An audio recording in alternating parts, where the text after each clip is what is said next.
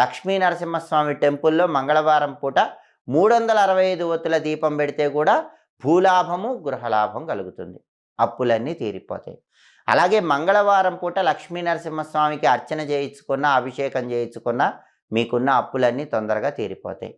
అలాగే మంగళవారం పూట సుబ్రహ్మణ్యేశ్వర స్వామికి ఆవు పాలతో అభిషేకం చేయించుకోవాలి, బియ్యం పిండితో అభిషేకం చేయించుకోవాలి. ఆవు పాలతో అభిషేకం చేయించుకుంటే సంపదలు వస్తాయి, డబ్బులు బాగా వస్తాయి. కానీ అప్పులు పోవాలంటే మాత్రం సుబ్రహ్మణ్య స్వామి విగ్రహానికి మంగళవారం పూట బియ్యం పిండితో అభిషేకం చేయించుకోవాలి. 9 మంగళవారాలు సుబ్రహ్మణ్య స్వామికి ఆలయంలో బియ్యం పిండితో అభిషేకం చేయించుకుంటే స్వామివారి అనుగ్రహం వల్ల జీవితంలో అప్పులనే ఉండవు.